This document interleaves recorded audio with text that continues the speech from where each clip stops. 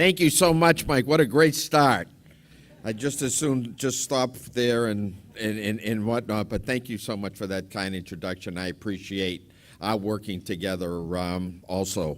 And a sincere thank you also to Rick Lord and John Regan and Dan as well, and not only for inviting me here today, but for working throughout the years, I should say, as my tenure as speakership on so many different issues. I thank you for that. And it's great to see the new chair of Ways and Means, Jeffrey Sanchez, here today. If you have any problems relative to what's going on in the Massachusetts economy, it's because of the new guy.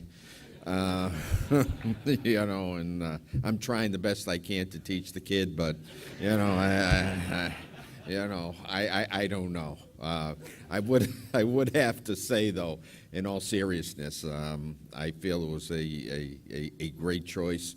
He's got off to a terrific start, and I think he's just going to be a wonderful chair of Ways and Means. So.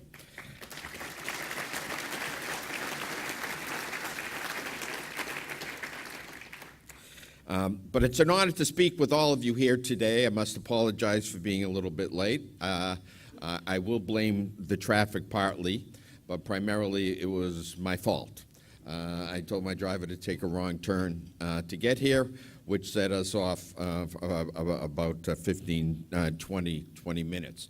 Although it's good to see that the traffic is there, I guess, which means that it's good for business. It means we have a transportation issue we have to talk about, but on the other hand, I guess that means that, again, it's good on the 128 corridor and 95. Being here this morning, though, I can't help but think about the very first time I spoke to AIM as speaker.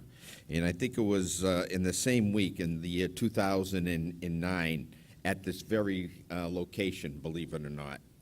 And we often talk, or often get so busy in the issues of the moment that it's easy to lose a view of the big picture. So what was happening about eight years ago this week? Unemployment in Massachusetts stood at 8.8%, the highest since the recession of 1983. Economic anxiety threatened consumer spending. And look where we are now. Unemployment is 4.2%, and we added nearly 11,000 jobs in August. General Electric is moving its headquarters to Boston, and Massachusetts is a potential site for a second Amazon headquarters. And just yesterday, while in my own district, I encouraged Amazon to take a look at the Suffolk Downs site as well. And 5 years ago, when I published an open letter to Mark Zuckerberg of Facebook calling for the company to return to Massachusetts, some laughed. Matter of fact, probably many of you here laughed at that as well. But now, Zuckerberg has recently announced his plans to expand Facebook's presence in Massachusetts by 500 workers, which is really good news for our state as well.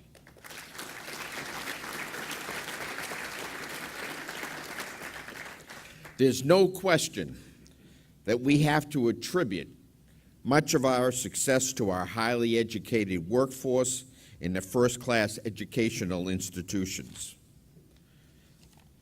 The House has gone out of its way to cultivate the Massachusetts strengths, to make the most of them. We have not only put in place programs to attract and retain graduates of our first-class universities, we have worked to strengthen the core, building up our middle skills educational base and improving our community colleges. And as we have kept our economy thriving, we have at the same time advanced legislation that has improved the lives of our residents. We've done that with your input and your help. Let me be clear. Pursuing business interests and caring for the neediest amongst us are not mutually exclusive. One does not detract from the other. In fact, I believe that it's quite the opposite. Because you're often on the front lines of executing legislation, it is imperative that we work together to ensure that our laws have the intended consequences. I'm proud of the House's track record in building consensus and coming to compromise. For example, just last session, we were able to pass a transgender rights law with the support of the business community. In light of everything that has happened since then, look at how important this law has been in guaranteeing protections for all of Massachusetts residents. We were able to pass pay equity legislation, and more recently we passed the Pregnant Workers Fairness Law, which enables workers to do their jobs free of discrimination and unsafe conditions. AIM, under the leadership of Rick Lord, was essential in reaching the redrafted compromise legislation that was signed into law, and I thank you for that. As legislators, we seek to expand the rights for our residents and to protect freedoms. But we are also very mindful of the impact that changes might make on our employers, which we always remember are our economic engine. That's why on key matters such as this, we want to hear from each and every one of you. As Speaker, I have always made it my policy of listening to all sides of a debate. I'm generally known as the Speaker who tries to seek consensus from all sides. As you have been an enthusiastic partner, we may not always agree, but I believe that Massachusetts is stronger when we each of us work together. Still, challenges lie ahead of us. First and foremost is health care. During the summer months, we worked closely with Chairman Cocott and Chairman Sanchez, both of whom I believe have, as I stated earlier, hitting the ground running, to analyze the proposals of Governor Baker. Their committees held a public hearing in very short order, per the governor's request. Currently, the Committee on Healthcare Financing is looking at a number of ideas regarding healthcare cost containment. We have been closely studying the recommendations of the Special Commission on Provider Price Variation, of which your very own Rick Lord was an active commission member. Rick, thank you for participating. I'm glad that you had a chance to add your voice to our efforts. We are also looking at bills considering telemedicine, pharmaceutical spending, and consumer information and engagement. Massachusetts was a pioneer when we passed Chapter 224. And while federal matters have resulted in challenges, Massachusetts continues to make gains and continues to push forward toward a better health care system. I'm further encouraged this week by this week's report, I should say, from the Center for Health Information and Analysis, which showed that cost growth has slowed to 2.8%. This is almost a full percentage point beneath the benchmark that we set for this year. This finding demonstrates that we have been successful in driving down health care spending growth, even in very difficult and unpredictable environment. We led the nation on universal health care a decade ago, and today we are showing that progress is still possible. At the same time, we know that what we do here is always subject to what's going on in Washington. And Jeff always reminds me of that each and every day.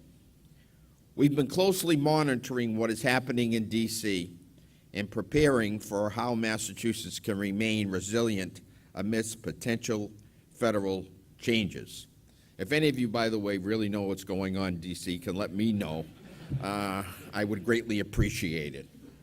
And throughout this process, we have been in communication with a variety of stakeholders, including business groups, to determine who will be affected by these ideas and what the long-term impact on the Commonwealth's healthcare system and employers would be. We appreciate the willingness of the business community to work with us, as well as their patience, as we consider how best to move forward on healthcare. As many of you may know, this week the House overrode a number of the administration's vetoes. We focused on the major areas of statewide concern.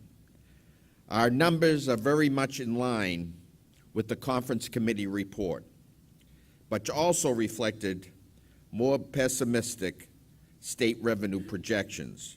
And as you will remember, we revised our bottom line while the budget was in conference committee. I expect the House to return to address more of these items later on in the fall. In actuality, we are only slightly below benchmark for the first 2 months of the fiscal year, down $11 million, due mostly to weak income tax collections. July and August are small revenue collection months, so it is still early. We obviously haven't seen the revenue growth that we've seen in past economic recoveries, but we have low unemployment and highly educated workforce. These give Massachusetts a strong foundation for economic growth. Remember, it isn't just Massachusetts that has experienced this type of slow revenue growth either. It is happening nationwide. The issue is one which we will continue to watch and to grapple with. And I can tell you from my personal experience, and just last week at the Speakers Conference, which was held in beautiful Columbus, Ohio, in my discussions with other speakers around the country, I heard many of the same concerns that we're talking about right here in Massachusetts. The good part is that Massachusetts seems to be in a much better position than many, many other states in the country. And at the same time, I am pleased to say that Massachusetts has had the foresight to make reforms that provide an added layer of fiscal stability, changes that other states have not, again, had the courage to make.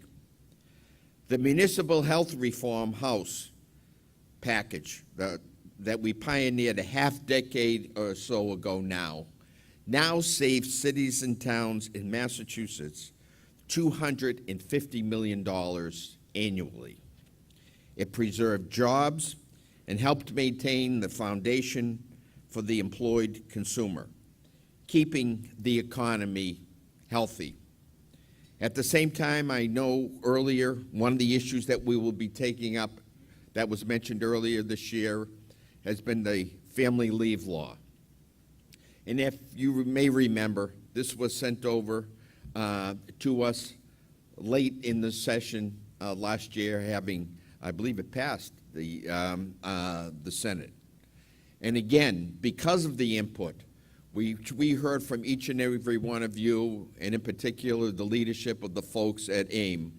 We held off doing that particular piece of legislation because we wanted to know what the exact effect it was going to have on the businesses of Massachusetts and the economy of Massachusetts.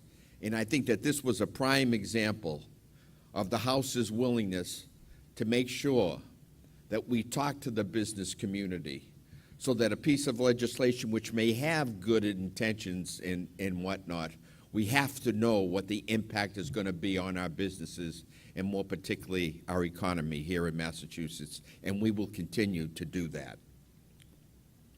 Finally, I would like to give to the members of the business community, many of whom are reflected in this organization, recognition for participating in early education and care task force. During my time as chair of Ways and Means and as speaker, I learned of the great importance that quality early education and care can play in the lives of children. When I last spoke about this issue, I talked about getting the business community involved. And to be very honest and frank with you, I didn't expect much of an outreach from the business community when I first had asked. And boy, was I wrong, thank God. It's not just the immediate impact, it lasts their whole lives. We see a profound difference in educational and job prospects down the line. And at a time when the public conversation is centered on criminal justice, it's important to note that students who have access to quality programs have lower rates of incarceration. And I found this to be an amazing statistic. And as I spoke to the business community, as we were moving this discussion along, especially with the help of J.D. Chesloff, who I see here this morning, I was so impressed, and I wanted to know why. Why is the business community so involved and so interested? And I heard continuously from members of the community, because this is our workforce of tomorrow, and we want to be well prepared, and we want to make sure that we have the best and brightest here in Massachusetts.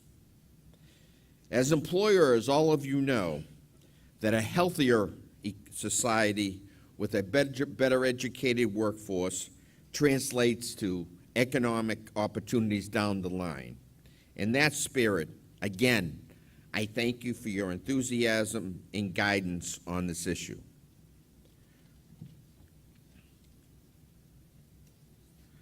As I conclude, I have to refer back one more time to that first time that I spoke to AIM here as speaker. I stated that I found it fitting that I spoke to you from this hotel overlooking Route 128. I made the point that if someone had told me at that point that businesses and employers in the midst of the recession, that someday that we would be a bustling technology highway circling greater Boston, built on the state-of-the-art technology, they would have been met with skepticism, to say the very least. With that, I had vowed that I would do whatever I could do as speaker to help make Massachusetts persevere and prosper. I stated at that time that one of my major priorities here as speaker was to make Massachusetts a place that businesses would want to come to. And I also stated at that time that I would do all I could to make Massachusetts a place that businesses would want to stay. Since 2009, I believe that we have done that. In Massachusetts, we have maintained our traditional strengths, and we have built for the future. In the months and years ahead, in partnership with stakeholders, such as members of the business community, we will propel ourselves to new and unimagined heights. I sincerely want to thank each and every one of you for not only working with us, but for working in partnership with us on Beacon Hill, and for all that each and every one of you do to support our economy. Thank you very much.